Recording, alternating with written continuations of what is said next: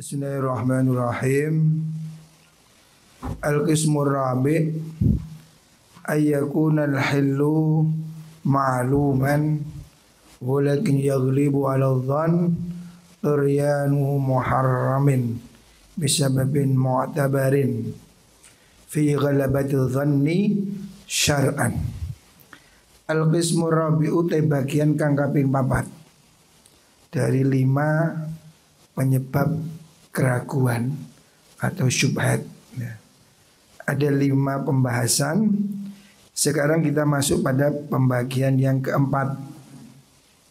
Al-qismur rabi' iku yakuna yento ono opo al-hillu halale iku makluman wusden werui. Ini berbeda yang kemarin kan.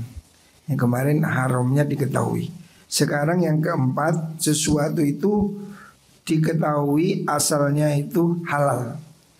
Walakin yaghlibu tetapi ninglinde ala dhonni ing atasi penyono apa turyanu muharramin anyar tekone perkara kang den haramaken. Bisa babin kelawan sebab mu'tabarin kang den wilang-wilang fi ghalabati dhonni ing dalem nglindi penyono syar'an ing dalam cara syarak. Fayarfa'u mongko ngangkat apa mengkono sebab niku al istishaba ing hukum istishab. Istishab hukum asal, hukum yang semula. Wa yuqdha lan den hukumi apa ma den hukumi bi at-tahrim. Bi tahrimi kelawan den haramaken. Izbana krono dadi pertelo lana kedui kita apa annal istishaba seduni hukum istishab iku dhaifun abas walam yabqa lan ora tetep lahu kedui mengkono istishab apa hukmun hukum ma'a ghalibil dhanni sertane nglindhihe penyono.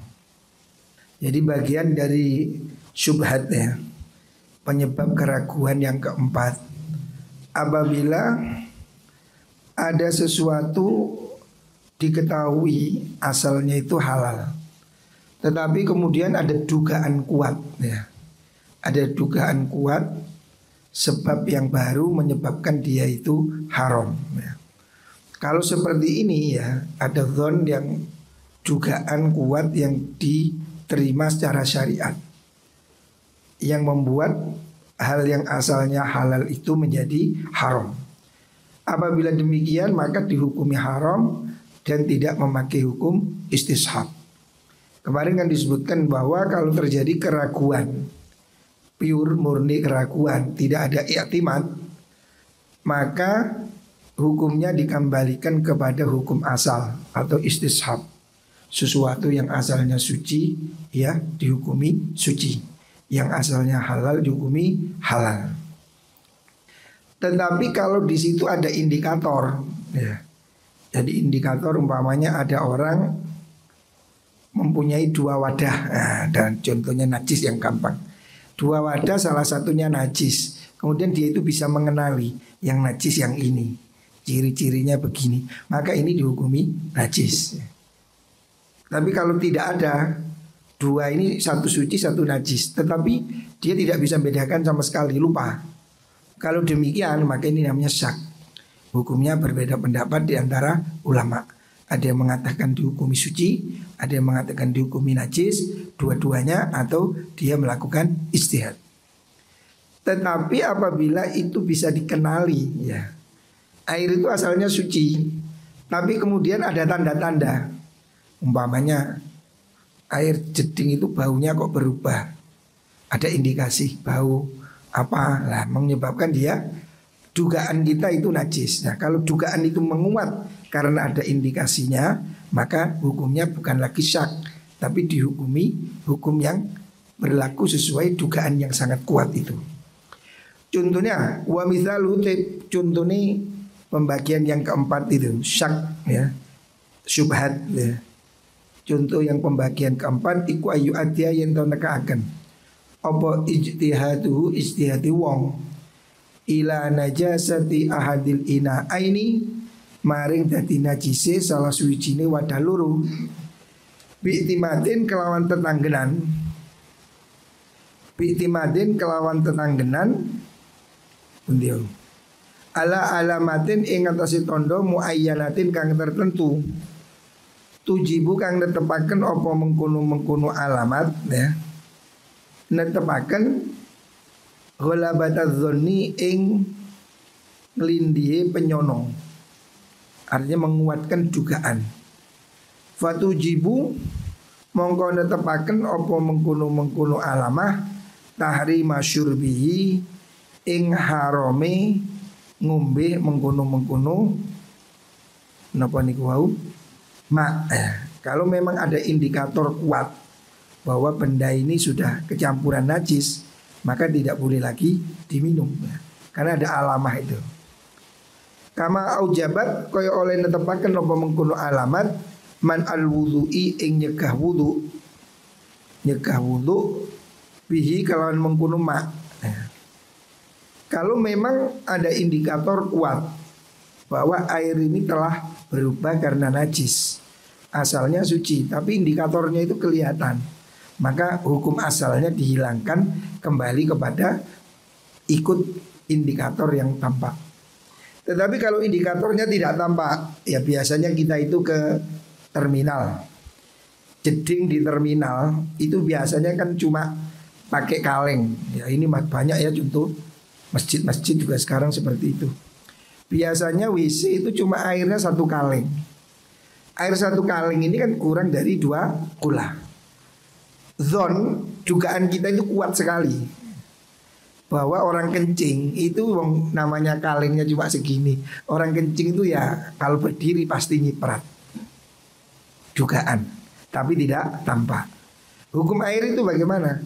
Kalau tidak ada indikasi, hukumnya tetap suci. Karena apa? Air itu asalnya suci. Dugaan kita, ini dugaan air ini kecipratan kencing, dugaan kecipratan bekas cawi, itu kan cuma dugaan, tidak ada indikasi. Tapi kalau ada indikasi, air 1 kaleng itu kelihatan muntuk, bekasnya kencing, atau kelihatan apa bau kuning. Nah, kalau ada indikatornya, maka tidak boleh dipakai. Berarti air itu dugaannya menguat ke arah najis. Tetapi kalau tidak ada indikasi, ya kembali seperti kemarin, hukumnya adalah istishab. Hampir sekarang ya semua jeding-jeding di masjid, di bandara, di terminal ya. Sekarang ini orang hampir sudah tidak punya jeding. Kalau orang dahulu kan pakai jeding 2 kula 1 meter persegi sehingga aman.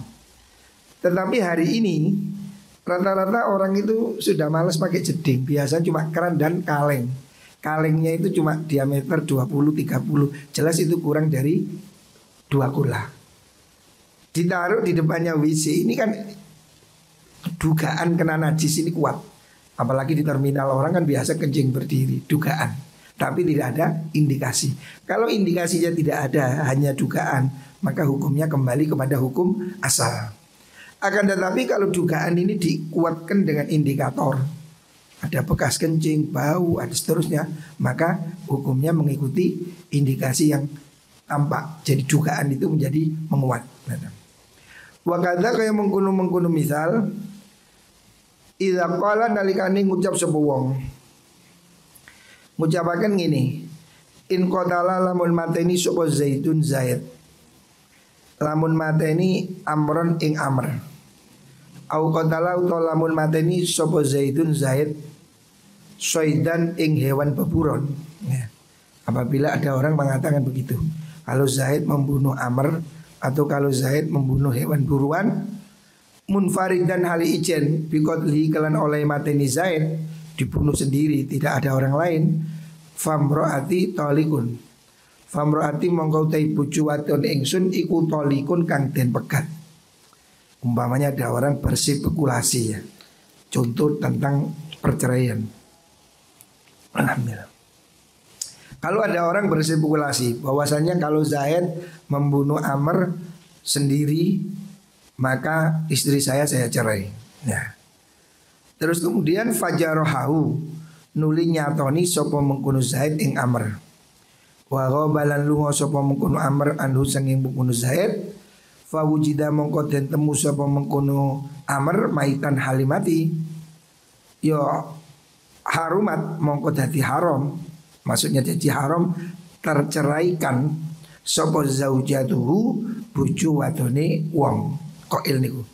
Di anna zahirat karena sedune perkara kang pertelo karena yang tampak ana usutuni Zaid iku munfaridun ngijeni bikot lihi kelawan oleh mateni Zaid kama keterangan sabako kang ustisi apa mah. Jadi ini contoh kalau di dalam kasus pembunuhan, apabila orang itu mentaklek menceraikan istrinya apabila Zaid membunuh Amr. Ternyata suatu saat Zaid melukai Amr dan Amr pergi, setelah itu ditemukan meninggal. Walaupun tidak jelas apakah meninggalnya karena luka yang ditusuk oleh Zaid ataupun luka kematiannya itu karena terbentur, jatuh, sakit jantung, apa yang lain. Kan ada kemungkinan. Dalam kasus seperti ini, kemungkinan-kemungkinan yang lain itu dianggap kecil. Karena apa? Tusukannya dari Zaid itu jelas tampak. Maka dia yang dianggap sebagai penyebab pembunuhan. Artinya kasus orang yang mentaklik tolak seperti itu, istrinya otomatis jatuh cerai ya. Karena berdasarkan indikasi luka yang dilakukan. Waqad nafsu teman-teman mertelakan sinten Asy-Syafi'i, Imam Syafi'i rahimahullah. Annaman ing sutuni wong, anaman ing setuni wong bundi wong wajada kang nemu sapa man fil ghudrani ing dalem belumbangan ya embung ada air nemu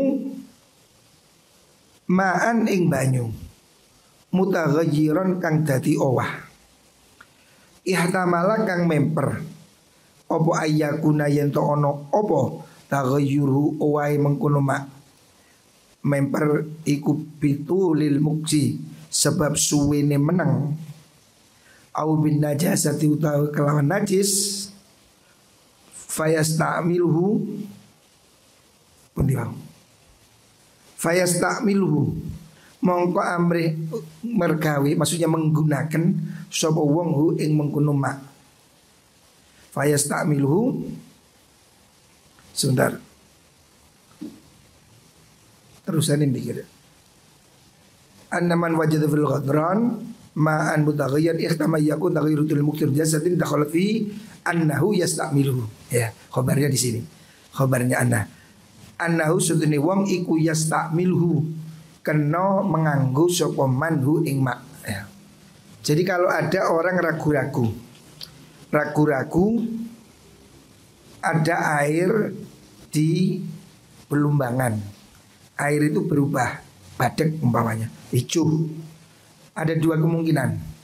Air itu hijau karena lumut, artinya perubahan yang alamiah. Kalau perubahan itu alami kan tidak mempengaruhi kesuciannya air. Jadi air yang di mana daerah-daerah tada hujan itu kan biasanya air itu di tanah sampai melumut. Air berubah menjadi kehijauan, melumut koyo minyak pakpung menika.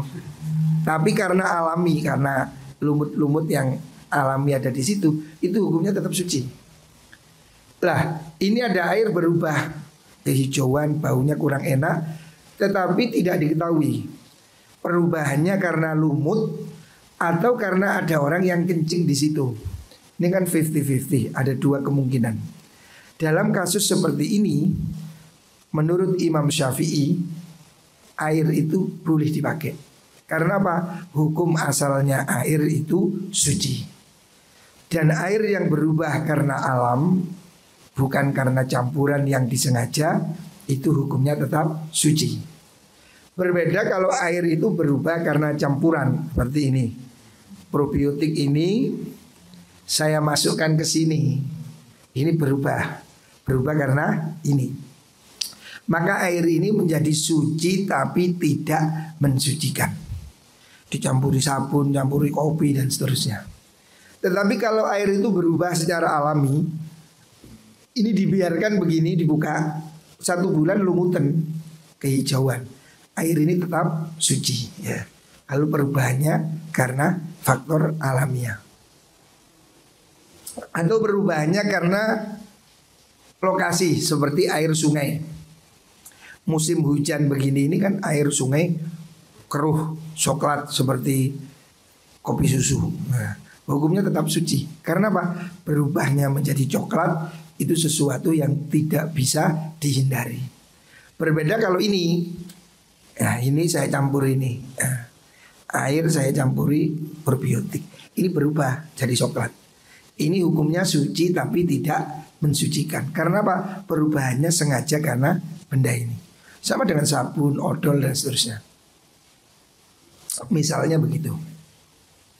Terus bunyi, walau wajada, lamun nemu sapa wong dzobiyatan ing kidang balat kang nguyu sapa dzobiyah fihi ing dalem mak, summa wajadahu nuli nemu sapa wong ing mak mutaghayyiran hale kang owah, wah tamalalan memper apa yakuna yen to ono apa taghayyuru owae mak iku bil bauli sebab uyuh au bitulil muksi utawa sebab suwene meneng, lam yajuz mongko ora wenang. Ora wenang apa istimaluhu nganggo mengguno mak. Apa kok mboten bareng idsara karena dadi apa al baulu uyuh, kencingnya apa tadi itu kijang, dadi iku al musyahadu kang den sakseni kang den tingali iku dilalatan nutuhaken mughlibatan kang ngelindih lihtimalin najasati maring kemungkinan ihtimale najis.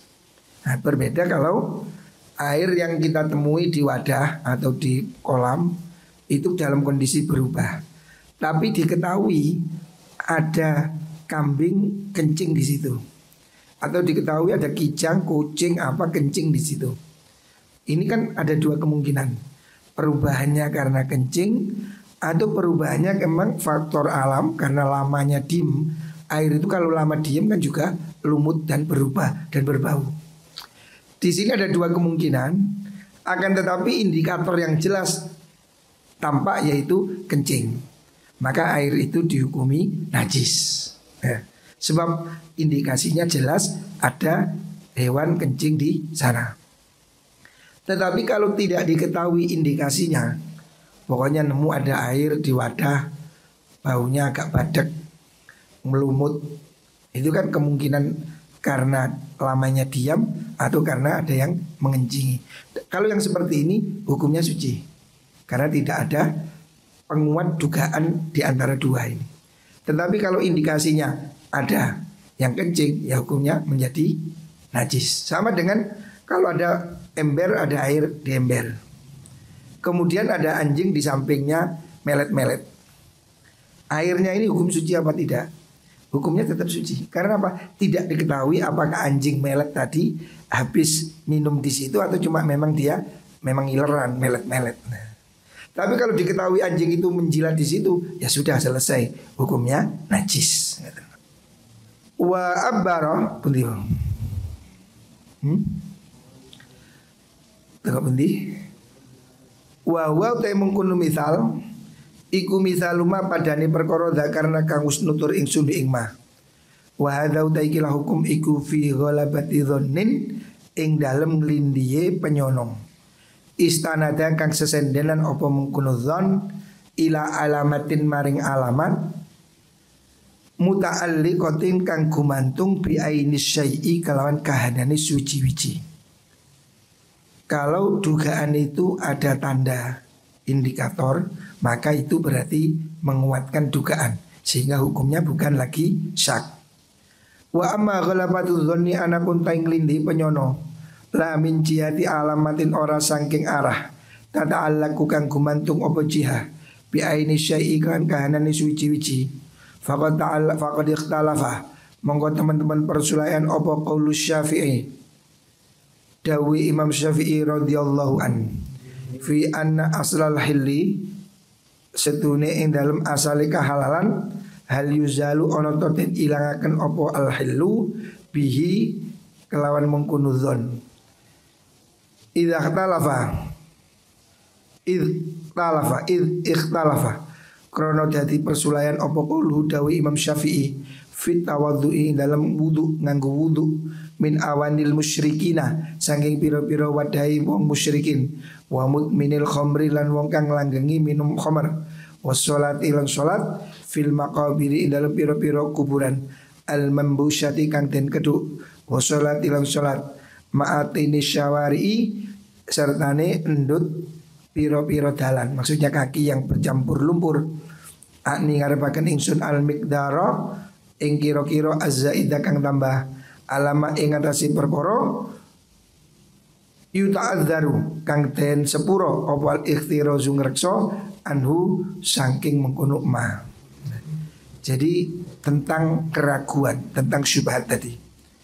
Kalau dzon ya, dugaan itu ada indikator yang berhubungan dengan hal itu seperti tadi masalah air berubah, ada indikator hewan kencing di situ.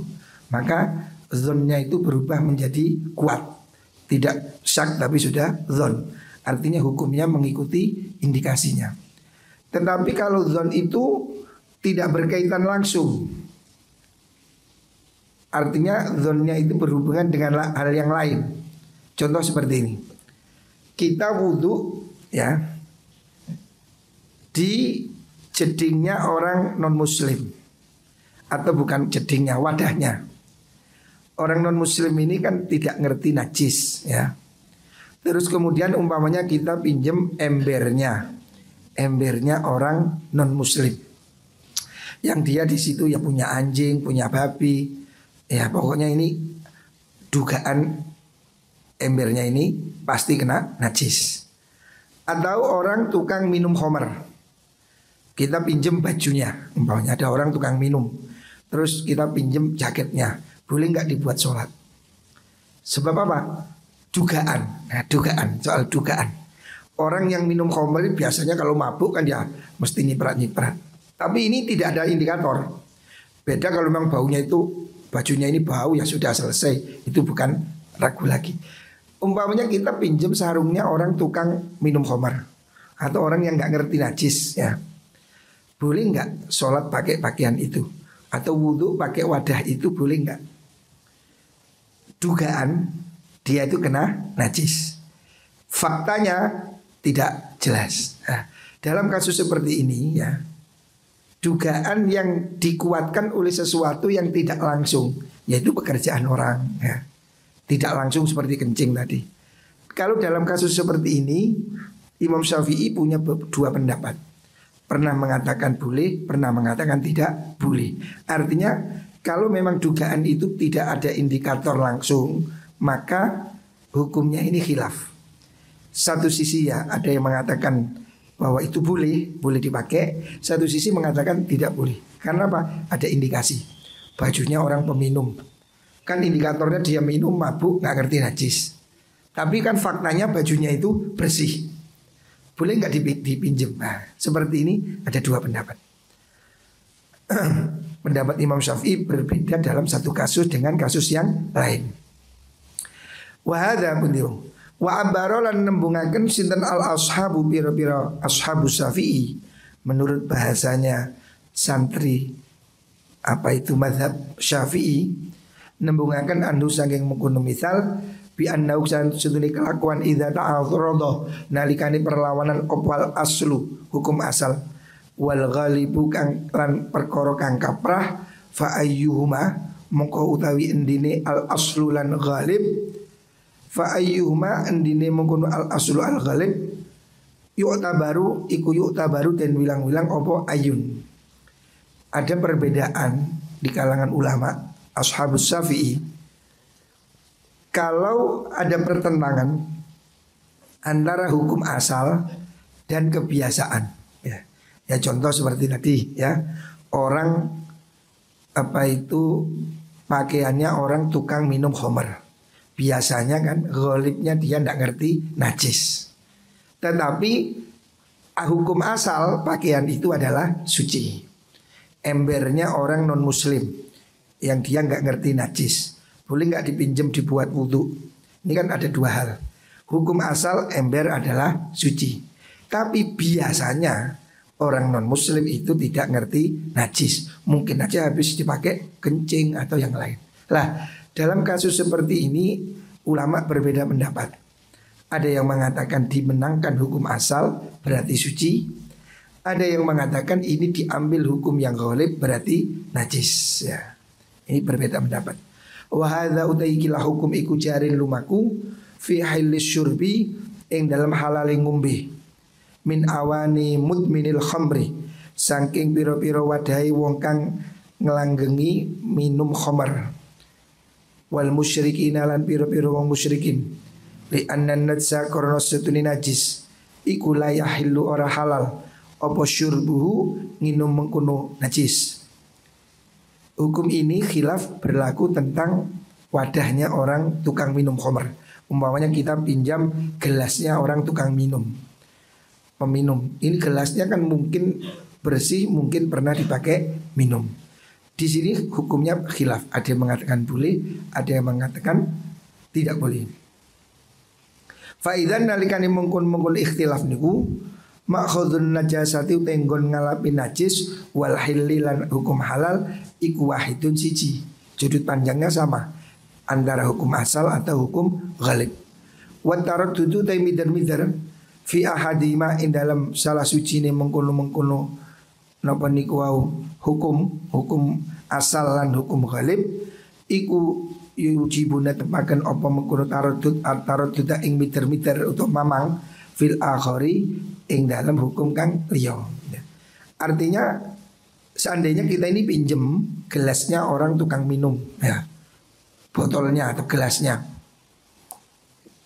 boleh nggak ini pinjam gelas ya, di restoran di apa itu mamanya kita ini disuguhi oleh tukang minum minuman teh tapi di gelas yang biasanya dipakai minum khamar, boleh nggak diminum? Ini sama dengan najis apa tidak gitu. Kalau kita menghukumi bahwa ini biasanya dipakai minum berarti hukumnya najis, maka minum dari situ tidak boleh.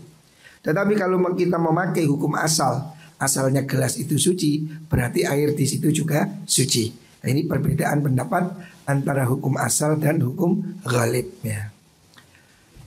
Walladzi utai perkara ikhtaro kang milih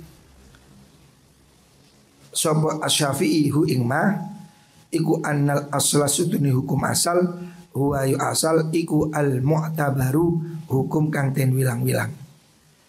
Perbedaan ini ada dua pendapat, tetapi Imam Syafi'i lebih cenderung memilih pendapat yang mengatakan bahwa hukum asal yang dimenangkan. Artinya umpamanya kita pinjam sarungnya orang tukang minum ya, boleh nggak dipakai sholat? Selama tidak tampak najis, selama tidak tampak kotor, boleh. Karena asalnya hukumnya sarung suci. Perkara biasanya dipakai minum itu kan soal lain. Tidak ada tanda, tidak ada indikator. Tetapi kalau ada indikator, sarungnya itu belepotan, ada bekasnya, ada baunya, selesai, berarti hukumnya najis. Wa annal alamatalan sudini tondo iku idalam tata alak nalikani ora gumantung opo mengkuno alama wi ainil mutanawali kelan kahanane perkara kang den perkoleh tidak ada kaitan langsung dengan benda yang dipakai lam tujib mongko ora netepaken opo mengkuno alama rof al asli ing ngilangaken hukum asal. Jadi perbedaan ulama di sini ditarjih oleh Imam Ghazali bahwasanya yang dipilih adalah hukum asal. Imam Ghazali memilih kalau terjadi perbedaan antara hukum asal dan dugaan karena kebiasaan, Imam Ghazali memilih hukum asal.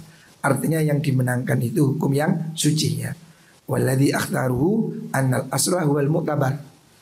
Ada dua pendapat di kalangan ulama Syafi'iyah tentang keraguan benda najis tidak najis, mempertimbangkan hukum asal dan hukum ghalib. Imam Ghazali cenderung memilih memenangkan hukum asal. Artinya sesuatu yang asalnya suci dihukumi suci. Sesuatu yang asalnya halal dihukumi halal ya. Walaupun ada kemungkinan itu tidak halal atau najis ya. Ya seperti contoh ya tadi yang saya katakan, air di terminal, di bandara, atau kan ada jeding yang WC yang kalengnya kecil itu. Biasanya air segitu itu kecipratan. Kalau kecipratan hukumnya najis.